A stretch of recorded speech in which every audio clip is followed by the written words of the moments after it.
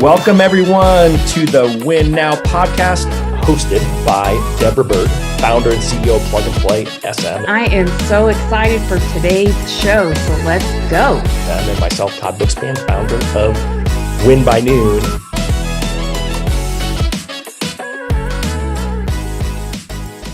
Welcome, everyone, to another episode of the Win Now podcast. I am one of your hosts, Todd Bookspan, the founder of Win by Noon, and I'm super excited to be here with my co-host, Deborah Byrd. What's up, Deborah? Good morning, good afternoon, depending on when you're listening to this. What's up, everybody? There we go. And I should say always, you're the CEO of Plug and Play SM, the best and only full-time, super hyper-focused only on loan officer social media that is out there. You got it. We love our loan officers. And we had so much fun last time when we had Pace Morby on, and I can't wait. We were just talking about before we went live that I've got his book ordered up and on the way. I haven't registered to get my free stuff that I'm supposed to get from you, Pace. But why don't you do the intro this time of Pace, Deborah, since I did it last time? Well, Pace is someone that I have been watching on social media and really on YouTube when I'm scouring the web of just typing in things that are usually all things creative finance, not necessarily looking for some of the strategies that Pace brought to the table as I was looking for like creative, traditional loan strategies. And he kept popping up. Oh, you can't go anywhere online without seeing Pace when you put those words in.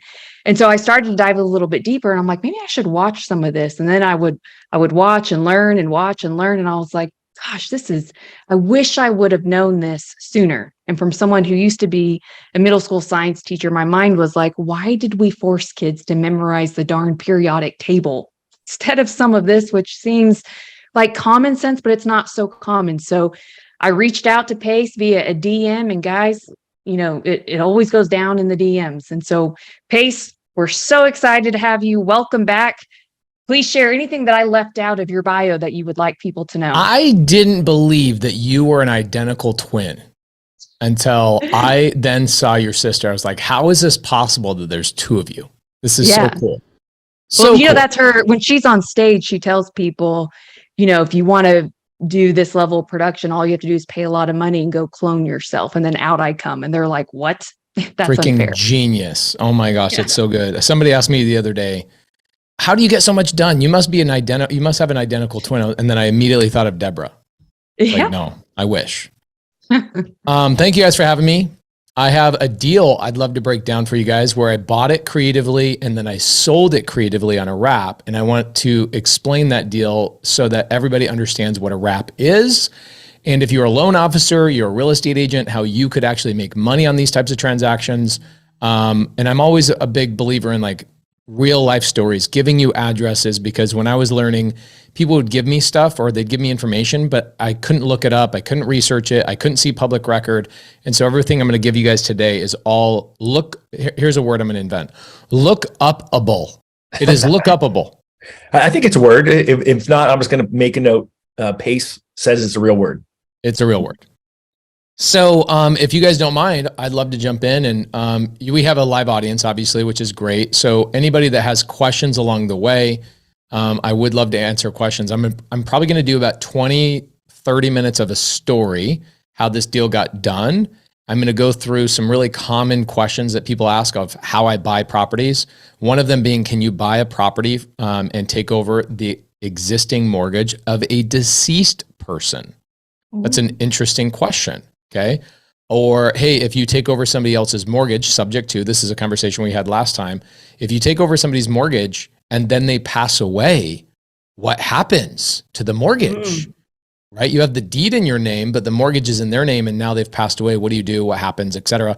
So I'll answer that question and a handful of other really cool ones. And I've got a real life story for you guys today, a deal that I have wrapped and made so much stinking money from. And I want to explain that. There sounds nothing better than something you made so much stinking money from. So take over. Okay, cool. So property address for people that are note takers and you guys want to go back and research. This is a property on 9312 Pueblo in Mesa, Arizona. And I do have screen sharing capabilities, right? You should, yes. Okay, cool. Oh, okay, 9321 East Pueblo Avenue. Let's pull it up for just a second. I have a sneeze coming on, so I will be sneezing right into the microphone, so I don't have to pause when that does happen. If it bless does you in happen. advance. Thank you. I like it when you say bless me in advance before I sneeze so that you don't say it while I'm sneezing and then cause my sneeze to stop. Okay, so here's a property. I bought this property subject to, and I will go through the story of this deal. I know Zillow's being a little bit funky on how fast it wants to pull this up. They don't like you, Pace. Maybe that's just... Man, my internet's kind of funky. That's weird. Hold on a second. Let me restart that and pop that back up. Maybe it'll be faster this time. So 9321 East Pueblo. This is a lead that came from the foreclosure auction. Okay. So for us as real estate investors, what we do is we're constantly pulling up sellers that are not a great fit for a listing. Okay. And sellers that have bunnies, right? We've talked about bunnies before. I want to know, what are your bunnies so I can actually help you solve a problem? So a very common bunny is, I'm in foreclosure. I'm going to lose my home. Okay. Another one is somebody's going through probate. Maybe some people inherited a property from their mother passing away or somebody passing away, right? So this is all public data, by the way, right? I could go to preforeclosuresdaily.com and pull up all the foreclosures that get pulled every single day.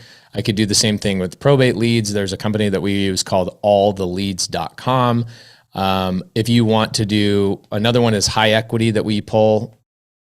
We also pull another list of low equity, and we pull these from a company called List Source. Okay. Multiple different ways to get leads, multiple different ways to pull these types of lists, but foreclosures are a pretty obvious one. One time we talked last week about, or a couple of weeks ago, we talked about expired listings. That's a really great one, especially right now. You've got a lot of agents having a hard time selling homes because of interest rates. So foreclosures, this was a foreclosure. We pulled this off of preforeclosuresdaily.com and we call the seller. That's how that works. I know it's weird. Some people say, how do these deals and where do these deals come from? Well, we call the seller, and this is us, my team. I have a team of acquisition people. This is our company here. We call the seller directly, and we find out that the lady who owned the house, it was pretty obvious why she was in foreclosure. It's because she had passed away 2 years ago. Okay, so we couldn't figure out her information. Usually we use a company called Batch Leads to pull and skip trace people's information. That costs money. This is like 12 cents per skip is what we call it. So every time I want somebody's phone number, I pay 12 cents and I get all of their phone numbers. I get their emails. I get all known associated people, etc. So we usually use batchleads.io. There's another company called True People Search, and I believe True People Search is free. This is what my wife likes to use because I guess when she first started, she had no money. And so anything that's free, use that first. Okay. Batch Leads is faster, but it does cost money. The data is a little bit better, but again, it costs money. So True People Search. So we call the seller, find out the seller had passed away. Well, with using Batch Leads, we end up getting a list of daughters. We ended up getting 3 daughters, and we got all of their phone numbers. Okay. Called all of them, and only one of them ever called us back. It took us about 3 days to get a call back. And we talked to this girl. Her name is Sarah. Sarah told us a couple things. She said, yes, it's in foreclosure. And no, we can't sell it. Okay. And there's a couple of reasons why she believed that, right? A lot of my job is educating sellers, educating real estate agents, educating brokers, educating real estate attorneys. Believe it or not, I know it's weird, but I do it all the time. And one thing that we had to tell Sarah, she says, well, no, we can't sell it. Sorry. We're just going to let it go to foreclosure. Okay. Here's the story, by the way. This is what's bonkers about this deal. How is it that this lady passed away 2 years prior, yet she just barely went into foreclosure? Why did it That's take? what I was going to ask. Isn't it weird? Yeah. Well, we're always picking up clues, right? We're always trying to find the bunnies. What we found out in this conversation is that the 3 daughters lived in the property. Their mom paid all the bills, groceries, utilities, house payment, car payments, etc., from her pension. Mom passes away. what happens to these three daughters? By the way, these are adults, which is ridiculous because when you really hear the rest of the story, you will be like, how are these adults? I have three daughters, and I question how they adult some days too. Exactly. So these three daughters lived in this property for 2 years and struggled to make the payment on this house. Can you guess what the payment on this 3-bed, 2-bath house was? $1,100. $412 per month. What? That sounds like a mortgage to wrap. It does sound like a mortgage to wrap for sure. So it was a 3-bed, 2-bath house. Interest rate, VA loan, 1.9% VA loan that this lady had in place. And the daughters couldn't afford. This is PITI, by the way. Now, in Texas, this is not possible because your property taxes are like $18,000 per month. Okay. Deborah, she's like, you're right. I can't argue. Okay. But this is very common across the country. You'll get a lot of mortgages that are, they were purchased 15, 20, 30 years ago almost, and they only have 8 years left, 9 years left. The people are passing away. And this is happening all the time. Okay. So this loan was originated 12 years ago. The lady got some special program, 1.9% interest VA loan, which was awesome. And the daughters could not afford a $412 payment. Now, it wasn't just the $412. It was also the utilities. It was maintenance and repairs on the property. They couldn't afford their own car payments, et cetera. And so when they got together and they said, you know what we need to do? We need to just move out of mom's house and let the thing go into foreclosure. And we'll just all move in with our boyfriends. And we'll have our boyfriends pay our bills. So women, please empower yourselves. Learn skills. Go learn how to make a lot more money than $412 mortgage payment will cripple you for. So that's what happened. Sarah says, yeah, we moved out. We couldn't afford the payment. I then ask, well, how much is the payment? Because I'm already assuming I'm going to end up taking this lady's mortgage over. She says our payment's about $450. It wasn't. It was $412. But in her mind, it might as well have been $1,000 or $5,000. She couldn't afford it. So she says, we can't sell it. It's in foreclosure. I go, oh, that's not a problem. I can catch up the payments. She says, we can't sell it. Our mother has passed away. I go, okay, well, what's keeping you from selling it? I already knew what the answer was, but sometimes I ask questions in sales that I already know the answer to in order to get the prospect or the customer to give me the answer and have it come out of their mouth instead of my own. She says, well, my mom passed away and we have no signing capabilities for making decisions on the home. We've already had multiple investors call us, right? Here's me, here's our team calling the mom. Other people already had the same idea and called this Sarah girl too. And they had already opened up escrow to buy the house cash and they could not. Can you believe a wholesaler did not stop and think, well, if the lady's passed away and the person, Sarah, who I've signed a contract with, doesn't have the legal right to sign, wouldn't it make sense for me just to go to a probate attorney and take this property through probate? So that's what I did. Wholesaler doesn't know that. Yes, I would agree with you on that because they should at least taken one of your courses or watched a couple of your free videos. Right. If you go on my YouTube channel, you'll see Rylas Dana, one of my probate attorneys that I use all the time. I love him. He's a probate attorney that will do the probate work and then get paid after the probate is done. Mm-hmm. That's great. So go find a probate attorney that you can leverage and you don't have to come up with the money. So I went to Sarah and I said, hey, Sarah, if you let me take this property through probate, I will go and spend the money out of my pocket to take this through probate. And then you and I can get into a contract. She says, okay, well, how much money are you going to pay me? And I said, well, how much money do you want? This was her answer.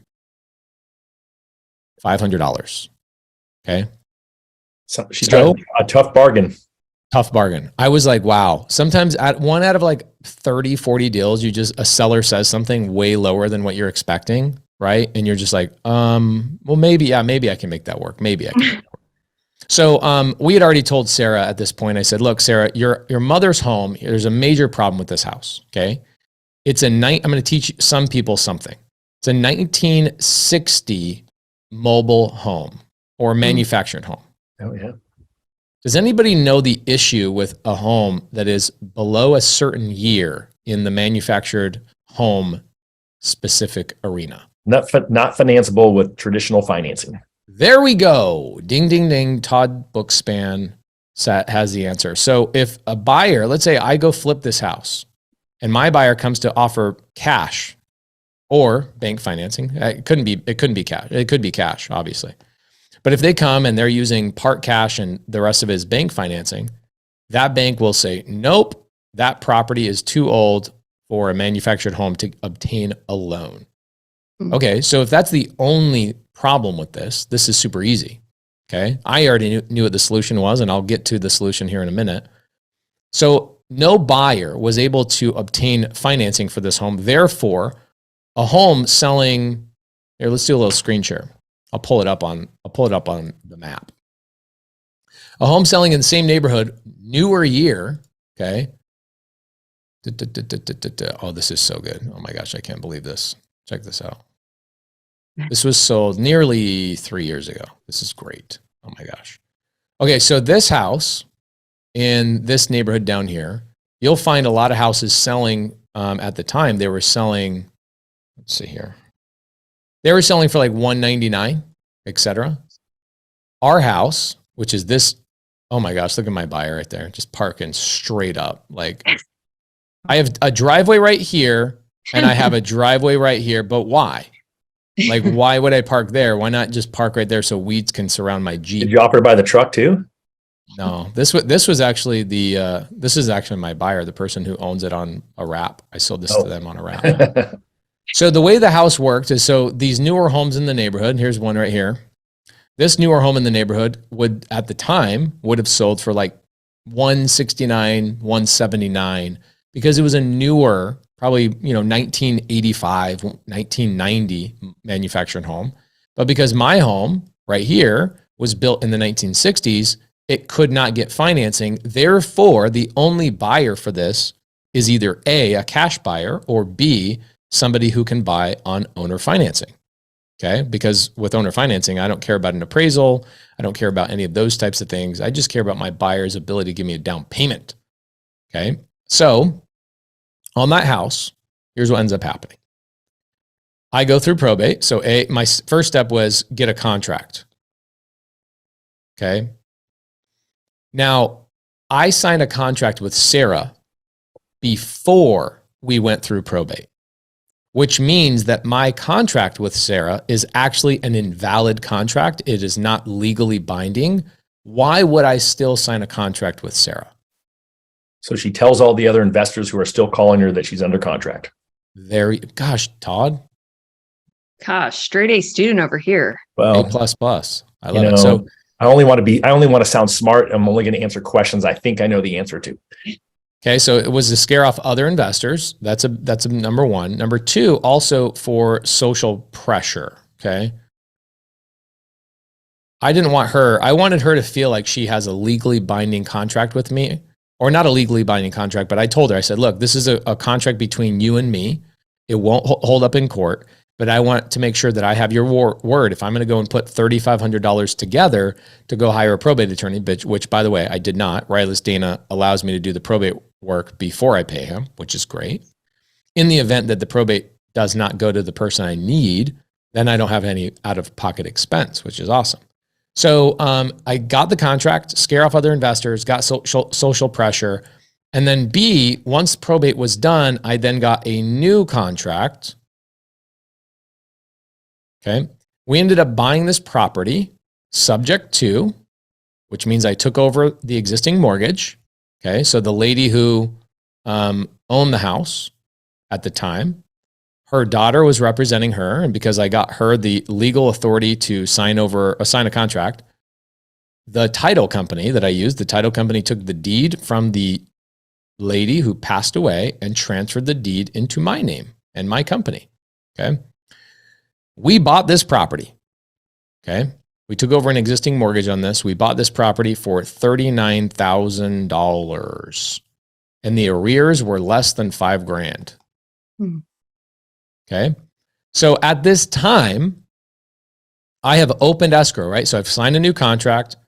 Step C, third step, is I open escrow. This is kind of the cool thing about, I don't need any money to be able to do any of this stuff. At this point, I've spent $0, not a dollar, except for gas money. Okay, so I take my contract to the title company. Here's my title company. I take the contract to the title company, and I tell the title company to open escrow. And the title company says, oh, hey, well, Pace, here's a problem. You've got $3,500 you're going to have to pay to Rylas Dana. You've got $5,000 in arrears you've got to pay. And then what I did is I went to the sisters and I said, hey, look, I feel bad paying you only $500. How about I pay you $500 each? And so they all got $500 and I was $1,500. Okay. Then the title company is going to want their pound of flesh, which is $3,000 in closing costs. So my total financial requirement to get this deal closed, okay, was $13,000. Okay, well, if I keep telling people, how do I build wealth without cash? Then how in the living heck did I get this deal done without any money? Well, this is what I did. I went out and I said, all right, I'm going to go start marketing for a buyer. So I went out and I went on Craigslist like I do. Craigslist is like one of the best places to do this. I just do rent to own ads. I go to some of my favorite loan officers because my favorite loan officers constantly have turn downs where somebody has a down payment, but their credit doesn't quite meet requirements, or maybe their job history has not gone on long enough. And so I go to loan officers. I also go to Facebook Marketplace. We go to the MLS, which is not my favorite because then I'm bringing in an agent and then the agent wants to get paid a full commission. I'm not excited about that. With loan officers, I had to go to an attorney to figure out how I pay them because they can't get paid referral fees. And so what we did is we started doing marketing agreements with my loan officers. My loan officers can get paid. I would give them $3,000, sometimes $5,000 in marketing expenses for their business for every time they sent me a buyer for one of these deals. Does that make sense, Deborah? Yes. I'm watching her facial expression. She's like, oh, I see.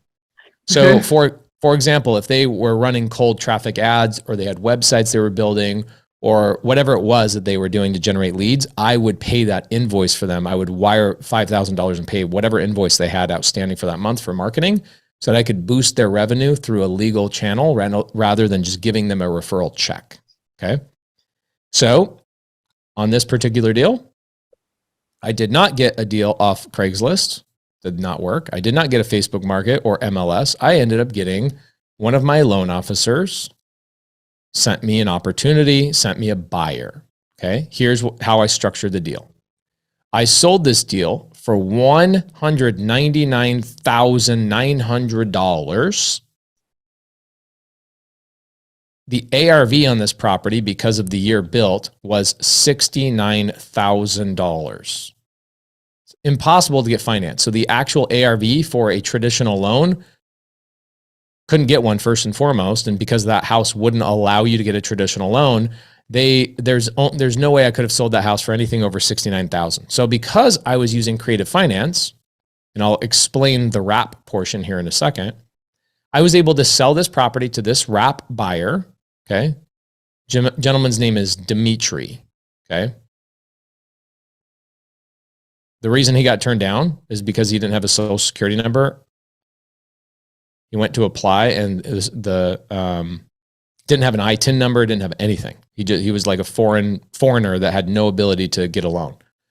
So when I asked Dimitri, I said, how much of a down payment would you like to put down? He said, how much would you like? And I told him I wanted $60,000 down. So he put $60,000 down on this property that I financed for $199,000. Now pay attention to this, because if you look at my my purchase price, $39,000, okay, plus my $13,000, I essentially, to get it all done, everybody paid everything. Okay, I'm basically $52,000 into this deal, and I've sold it already to Dimitri for $199,000. So I'm all in at $52,000. That means if I really wanted to, I could have paid off the mortgage with his $60,000, because where does that $60,000 go? Doesn't go to me, it goes all the way up here to the title company. So Dimitri put $60,000 in. He wipes out my cost for RILAS. He wipes out my cost for the arrears. He wipes out the cost for the girls getting paid, pays for the closing costs out of my side. And essentially, okay, what did I get out of that? Is I got $47,000 minus my loan officer got paid $5,000 in marketing expenses. I ended up getting paid $42,000 up front to structure this deal. But wait, it gets better. It does get better. Okay. So now at this point, Dimitri still owes me $139,900. Okay. I financed the remaining balance of this at 9.7%. Where did that come from? That came from us backing into what Dimitri could afford and then essentially figuring out what that would look like. So Dimitri pays us every single month. I got to pull this up out of my Slack channel, but I believe he pays us around $1,400 a month for that loan. Out of that $1,400, we pay a $412 mortgage payment, PITI, which is great. And the rest of it, because it is wrapped, and I'll again go over the wrap one more time, we end up netting around $900 after our servicing costs and everything else. Our total net cash flow is about $900 per month. And we structured this loan for, I believe, 35 years. So for 35 years, I will receive a payment of $900 a month. That is pure cash flow. I'm not responsible for tenants. I'm not responsible for trash, toilets, any of that kind of stuff. So here's how a wrap works. Essentially, you take the loan that you have, which my loan was $39,000 that we took over. And that's my loan, right? $39,000, 1.9% interest, okay, at whatever let's change this bubble size. Okay, $39,000 loan. This is with the deceased lady. And my payment on that is $412 per month. Okay, that's one loan by itself. Here's the beautiful thing about a wrap. It is very literal. So I'm going to go to Dimitri and I'm going to say, hey, Dimitri, I'm going to be your bank. Okay, I'm going to be the bank of Pace. I'm going to finance this house to you at $199. So essentially what I'm doing is I'm wrapping my own terms around the existing loan, which is why we call it a wrap. Okay, so I took over the existing loan of $39,000 and I wrapped my own terms on top of it, kind of like wrapping paper. Just took the box, wrapped it up with my own wrapping paper, and that additional set of terms was $160,000, okay, at 9.7% interest, of which, out of his down payment, that $60,000, of which he paid that $160 down to $100. Okay, so it's no longer $160. He pays it down to $100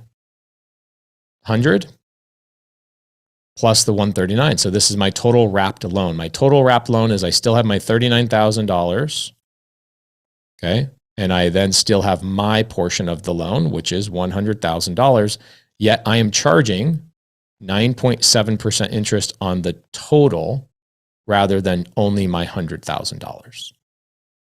Which is pretty magical. So I took a deceased lady's loan at 1.9% interest, wrapped it with my own $100,000 of basically fake money, just printed $100,000, and I charged not only on my $100,000, 9.7%, but also the $39,000 remaining loan. I made the difference between the 1.9 and the 9.7. I love it. I love it. So you're just from a technical perspective, I'm assuming you're using a servicer that's collecting his payment every month, and that servicer's pay is that servicer then paying the $412 or $421, whatever that is for you, or how do you handle that part of it? Love that. Okay, so here's Dimitri. All right, Dimitri lives in the house on Pueblo. What happens every month is I have a company called Weststar. Oops, sorry. I have a company called Weststar. We also use Phase Servicing. We use a couple of other companies. Weststar is not in all 50 states; they're in like 40. So we use Weststar and Weststar, Phase Servicing, and Del Toro Servicing as well, depending on what state it's in and which state they service. What Westar does is Westar pulls out money from Dimitri's bank account every month, $1,400. Out of that $1,400, Westar then takes their fee. I think it's like $32 a month for this particular loan. Every loan is a little bit different. It starts at $17 and then they add a $4 fee and a $4 fee and a $4 fee and a $4 fee for every little thing that they do for you. Okay, so for example, if the neighborhood has an HOA, they've got to distribute money to the HOA. If they've got to pay the taxes and insurance separate, then they charge you an extra $4 a month for each individual line item that they have to pull out and then distribute evenly. Okay, so Westar pulls that $1,400 out. Once they receive that $1,400, then they go and they pay the $412 mortgage payment. And then they take their $32 and some odd cents out of that as well. And whatever the remaining balance is of that goes into, it's roughly $900, but it's a little bit more than that. Goes into Pace's account. And then every month I get an email report. Okay, let me pull up my last couple of reports on Westar so you guys can see what they look like. It's amazing. I probably get 20 or 30 of these a day. Wow. Jeez. How much does that suck, everyone? Yeah, that's awesome. And so they're paying that, and then do you have someone then who just pays the taxes and insurances since Westar's not doing that for you? No, because on this particular deal, the payment with Westar or the payment to the PITI, mortgage, never mind. Yeah, it's PITI. Sometimes with like a seller finance note. So for example, this is a great one. So this is a seller finance note between me and let's see, Kelly Trust. So this is a seller I bought a house from last summer, and we did a no payment arrangement for 6 months so I could stabilize the property. Man, creative finance is like the greatest thing ever. But these sellers, Kelly Trust is the name of their family trust, allowed me to buy this property a year ago, roughly. Okay. And I did 6 months, no payments. And then I started payments 6 months after I owned it. And if you notice, there's no interest on this. I bought it seller finance, 0% seller finance. So when I make a payment, okay, $29.53 and 94 cents, $2,500 of it goes to principal, right? That goes directly to the seller, and the seller receives that $2,500. Okay. The other allocation is my taxes and insurance that Westar will pull out of the account and then distribute it to those. And then they have like, if I go into my dashboard on Westar, it'll show you exactly where those allocations go. And on this particular deal, they have a $19 fee for Westar to pull that. So they charge me $19 plus, it looks like they're charging me $17 plus $2 because $17 is their standard fee. So $17 to pull out this main chunk and then $2 extra to pay for the taxes and insurance separately. Pretty crazy. What's crazy to me is like when you see this and I get hundreds of these emails every month, people are like, I can't believe that this exists. I'm like, I don't see anything else. Like people send me cash deals all the time. And I go, I'm not even going to spend any time looking at those. Like I used to probably 3 or 4 years ago in my DMs, I would say, sorry, I don't buy cash deals. Sorry, I don't buy cash deals until I coached my audience along. Like, don't send me anything that's not creative finance. And then I can buy a house every single day. Like for example, let's go to my email inbox. Let's see if we got deals sitting in there. So tell me again how, sorry, go ahead, Todd. I was just going to ask real quick, if a loan officer realtor is listening to this and they've got a potential seller who's willing to do creative financing, they can refer that to you. How does that work? Okay. So how it works. Perfect. Depending on where they're at, here's what I would do. Okay. I would go into I have a free Facebook group. 90,000 creative finance investors are in there doing deals. Like if we go in that right now, that Facebook group right now, we could find a deal sitting in that Facebook group that somebody needs an end buyer for. And all you have to do is go in there and say, hey, I'm a mortgage officer. I'd love to refer a buyer to you that got rejected. You could just sit in there all day long and refer your buyers to those people that are spitting out deals. There's probably 100+ deals a day posted in that free Facebook group. What about if they have a seller? So for instance, a seller. My team this morning got an email from someone who's calling to let us know that their family member has passed away who has the mortgage. So there's a follow-up call to find out what they're planning on doing, but that may be a deal for somebody. Deals@pacemorby.com is a great place to send any lead. just remember, I will never buy a cash deal. So somebody goes, hey, Paige, it's really a great deal. It's on the ocean. I'm like, I don't care if God himself lives there. If I have to pay cash for the property, I'm not going to buy it. In fact, I don't know why God would be selling his house, but you know what I'm saying. Just in case. Just in case. So yeah, I will not look at anything other than a creative deal. So if you are sending us deals, make sure the seller has said, yes, I'm open to it. So let's see here. I know I got a couple of, okay, here's one right here. Hey, I got my first seller finance deal under contract this past Friday. You're the first person I thought of. Reaching out as soon as I got under contract, since I noticed you're picking up a lot of seller finance deals. Should we call Anthony and see what kind of deal he's got? Sure. Let's call him. Let's do a live deal. I mean, for heaven's sakes. So I bought one of your things, you Facebook marketed me and I bought it, and it's got all these live calls in there. I love it. Oh yeah. That's like $25 and it's like just tons of live calls. I bought the upsell too, though, just to support you. Google Voice will try to connect you. Pace Morby doesn't like it when you use Google Voice. Pro tip, don't use Google Voice ever.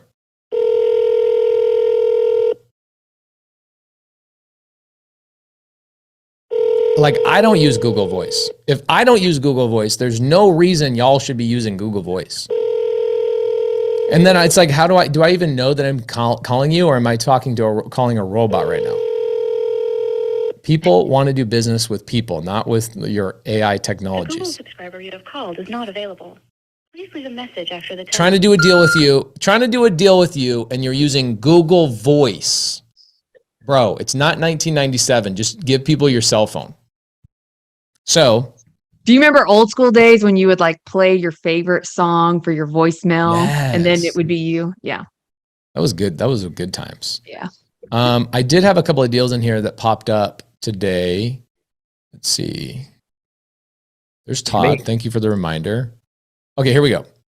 As you guys can see, my inbox only consists of emails that I receive on a daily basis because I clear them all the way out first thing in the morning. So before I left for the day, I had 2 deals sitting in my inbox. Okay, Kevin Cho. Here we go. So 1728 South 42nd Avenue in Yuma, Arizona, 3.3% interest rate. Okay, PITI is 20. This is all I care about. Do you notice that as creative finance investors, what do you not see in this deal breakdown? And how could I commit to this if I don't have the thing that is missing? Purchase price? Yep. Balance on the mortgage. Creative finance investors do not care about the purchase price. We care about the cash flow, the interest rate, and how little I can get into the deal. So think about this. The deal in Yuma, let's pull this up and let's see how much the balance, or not the balance, but let's see what the deal is in Yuma and what it looks like.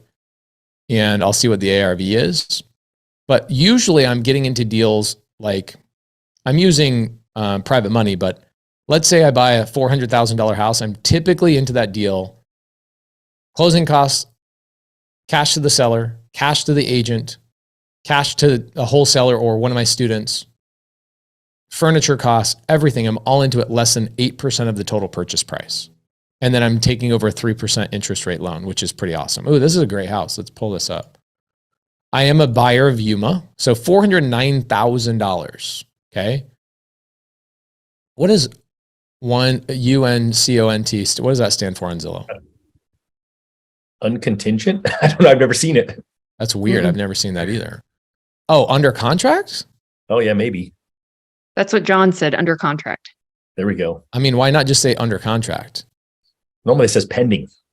Yeah, like why are real estate investors always inventing new words? New acronyms, et cetera. So, all right. So he says to me on the deal, I can get into this deal for $33,000 out the door. So think about that. I'm into this for $33,000. I won't use any of my own money. I'll bring in a private money partner or maybe a private money lender. Okay. I'll buy it for, I don't even know what I'm buying it for, nor do I care. I'll probably buy it close to 409. I care about the interest rate and I care about my ability to cash flow. So the rent rate on this is $2,200. And in Yuma, I own 85 doors in Yuma. I already know I can either traditionally rent that out for $2,800, so make a $600 spread, Or I could do a midterm rental, sober living, pad split. I could do a multitude of different exit strategies, or I could wrap that house. Okay, this is what's cool. There's a lot of people that can't get qualified for mortgages right now, right? Okay, here we go. Did we get it? Is this the deal? The guy that used the Google Voice? Oh, yeah, it is. This is Pace. Hello, this is Pace? This is Pace. Pace Morby? No, Pace pecani sauce. Pace Morby, so. Yes, it's Pace Morby, bro. What's up? Who is this? No, this is really Pace Morby? Yes, you called my cell phone and you're asking me who I am? Bro, come on. Wait, when did I call your cell phone? Right now. You literally just called me. I picked up the phone. Right, but you gave me a call earlier, right? Yes, because you used a freaking Google Voice memo or Google Voice number. I want to buy that deal in Macon, Georgia. Oh, no way. Oh, my gosh, that's crazy. Well, yeah, so I got this deal a couple of days ago, Pace. This is the first deal I've ever gotten. It's 0% seller finance, correct? Yeah, 0%. Yeah, seller finance and 0% interest. Okay. So maybe why you live in Arizona, but you're doing deals here. You're doing deals in Georgia? Yeah, so I started off in Arizona, and then I came across, I don't know if you know him, his name is Martin. And I partnered up with him, and pretty much he had systems, processors in place. And I pretty much started calling all his leads, and we're working together pretty much. And he's taught me a little bit about seller finance, but I've been watching your YouTube videos like crazy, and I definitely picked up a bunch of gems off of them. Yeah, Martin is one of my students, and you're calling his leads. So you got a deal. It's about 85 miles away from Atlanta. Okay. And it is kind of in a smaller town, Macon, Georgia. What can you maybe give me the address? Yeah, of course. So the address is 877 Henrietta Street. Henrietta? Yeah, and Henrietta is HENRIETTA Street, Macon, Georgia 31201. I'm not familiar with that specific area, but these were his leads. Henrietta. Is it Henrietta? Yeah, Henrietta, yeah. Oh my gosh, bro. If I could spend an hour with you and give you a knuckle sandwich. Okay. Am I calling you on your Google Voice number right now? Yeah, this is my Google Voice number. I need to switch it over too. Why in the world would a human being ever need a Google Voice number, first and foremost? Okay, so the reason I got it... Here's the answer. The answer is, you're right, I don't need one. Now we can move on to the deal. Email me. You know that email you sent me this morning? Just email me the address on it and I'll take a look at it. Okay, perfect. Here's what I want. Here's what I want. I want the address to the property. I want what is the assignment fee you're taking, and what is the total purchase price. Total purchase price. Okay, perfect. And that's the only thing you need? That's all I need. Perfect, Pace. That's so crazy, Pace. But yeah, I'm definitely looking forward to making some more deals with you here in the I will future. not make another deal with you unless you get an iPhone and you actually give people your real cell phone. Okay, and I'm going to send you my real phone number as well. Is that okay with you? Yes.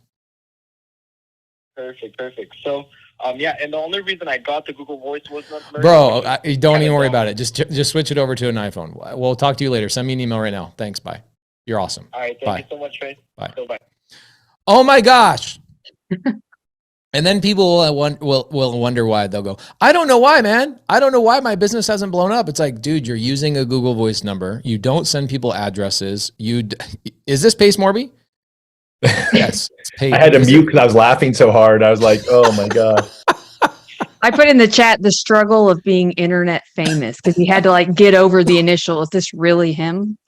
Yeah, oh my gosh, it's funny. Okay, so that's what's cool is that so a lot of my students around the country they'll set up systems, processes, they'll have cold callers. And then what they do is they go to my free Facebook group and go, hey, if you want to work for us and call our leads for us, we'd love to, have you on board and you can be one of our acquisition people. So it sounds like Nicholas, the gentleman Anthony, a guy I'm talking to is working for one of my students that's in Macon. His name is Martin. I do know Martin, ironically. I was about to say, I know a lot of Martins, but then I realized it's in Macon, Georgia. I only have one student named Martin in Macon, Georgia. So he's calling us leads. Sounds like he's got a 0% seller finance deal. So these deals happen all the time. The deal in Yuma and the deal in Casa Grande, I'm going to commit to those. I'll buy 3 deals in one day.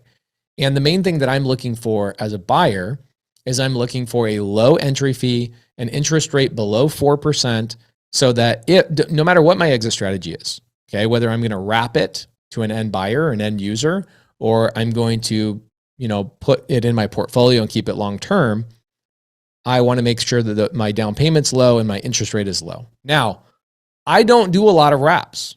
I will do probably 500 properties in my portfolio this year, single family, and probably 30 or 40 of them will end up being wraps on my exit strategy. So less than 10% of what I do is wrap, okay?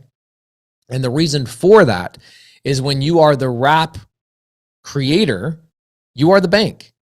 You are creating a note. I am playing the bank. I am making fictitious money. It's kind of weird that you're playing Monopoly. You get to create fake money. And then you sell it to somebody on seller finance. I literally, in seller finance, when I buy a property on subject to and I go sell to somebody on a wrap, I am creating money. I'm just writing arbitrary numbers on a piece of paper and going, would you like to make payments on this arbitrary number for the next 35 years? Amazing. Nope, I don't care what your credit is. No, I don't care what your job history is. No, I don't care about any of that stuff. I care about your down payment and your ability to pay your monthly payments. Those are the 2 things I care about. If you have somebody that had a bankruptcy 3 days ago, I will seller finance them as long as they have a significant enough down payment. Typically, what I'm looking for on a down payment is about 15%. Okay, so if they're going to buy a $300,000 house from me, I'm looking for a $45,000 down payment. My typical buyer, I will tell you right now, this is not a racist thing, but my typical buyer is a Hispanic buyer. That's like 60% of my buyers. Okay. They're afraid of banks. They can't get qualified for loans. A lot of times they do a lot of blue collar work under the table, yet they got so much freaking cash. It's ridiculous. They got that mattress money. What makes you choose to keep one in your portfolio versus do a wrap? What's that criteria?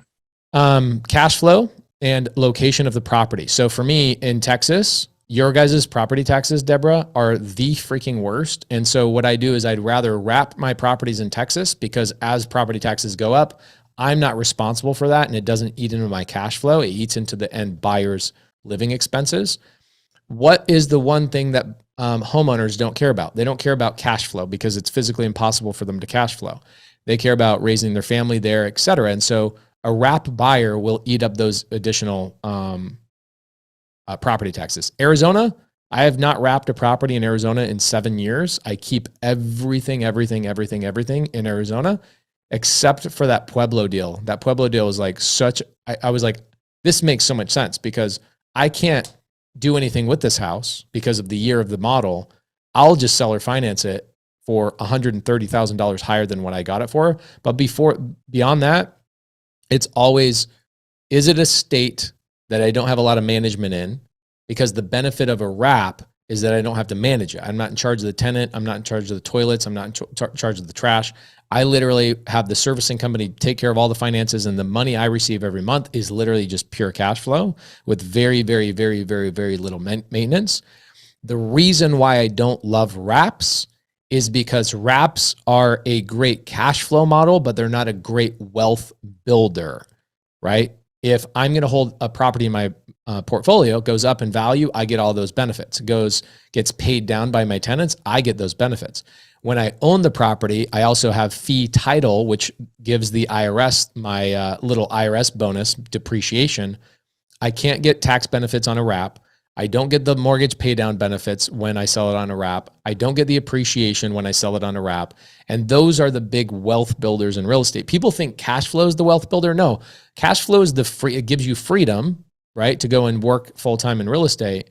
But really the main thing that you want is you want to be able to wake up in 10 years and go, holy crap, I'm worth $100 million because all my real estate appreciated and my tenants paid it down, and it created a delta, which that delta is called equity or net worth.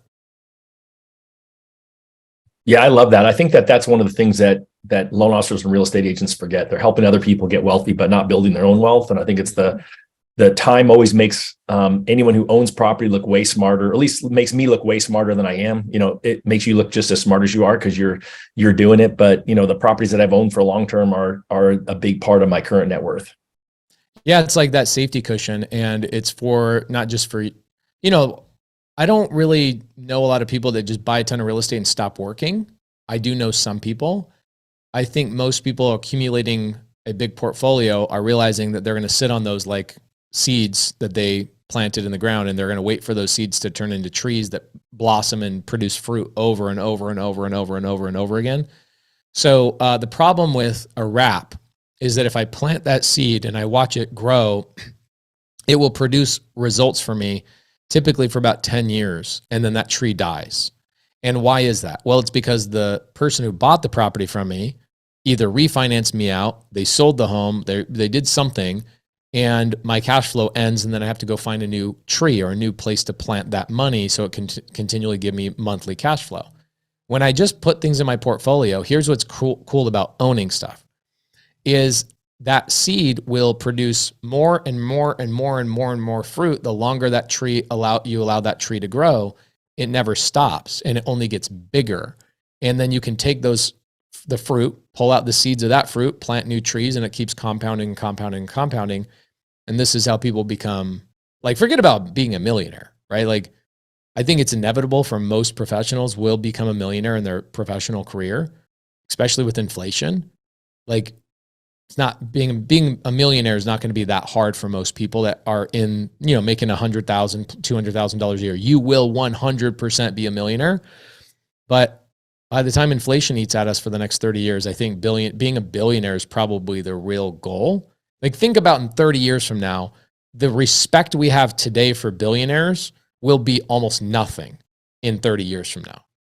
It will be like the respect people used to have for millionaires 40 years ago, 50 years ago, right? So I think the only way you're ever going to do that is owning real estate. And you made a great point. You're a mortgage officer, you're a real estate agent.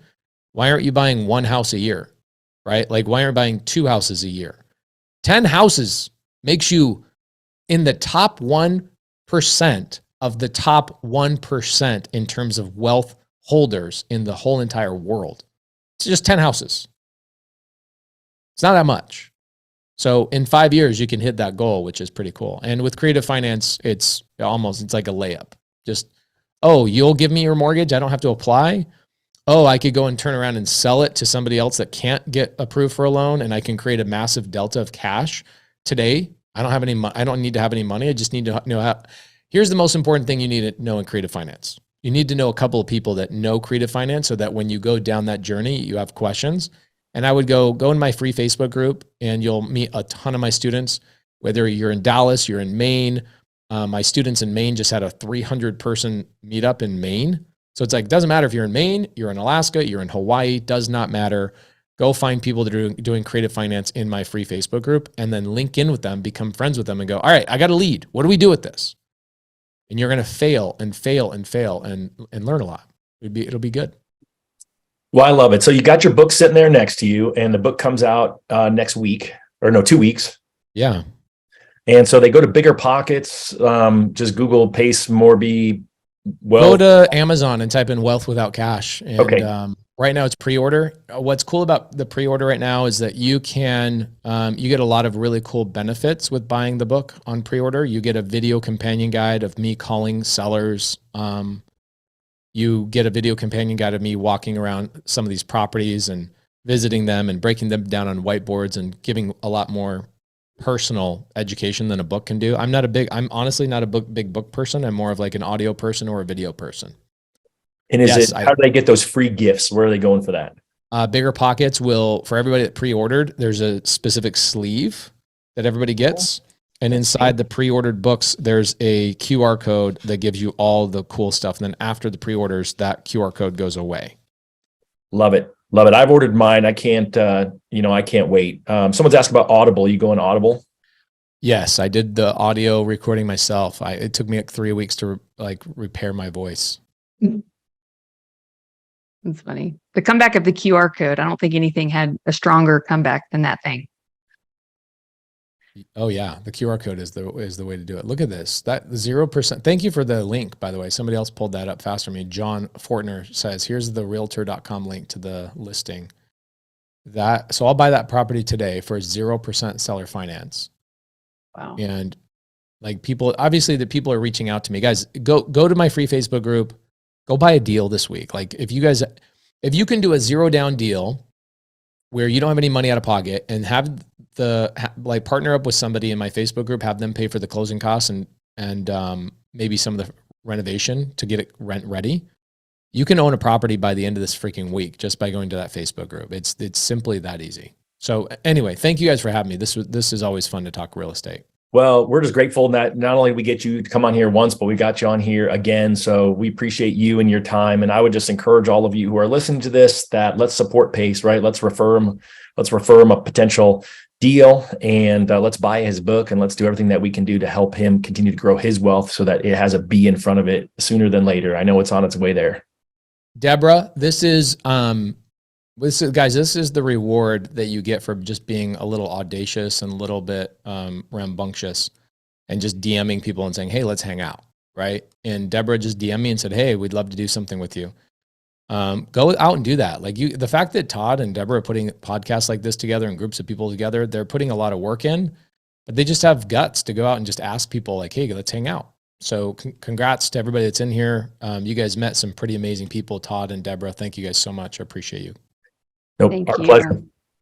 Our pleasure. All right, everyone. Well, appreciate y'all listening and looking forward to continue to learn more from you, Pace, virtually and otherwise. Locally, I'm going to track you down at one of your upcoming, whatever you call those meetups. And, I've been doing this peace thing for a while. Now I feel like I'm an imposter, so I'll have to come up with something new. I don't, Just keep doing it. All right. That's cool. I appreciate the permission. We appreciate it. All right, cool. All right. Well, thanks everyone. Appreciate you, Pace. Deborah. Thank you guys. See y'all soon. Bye. Thank you.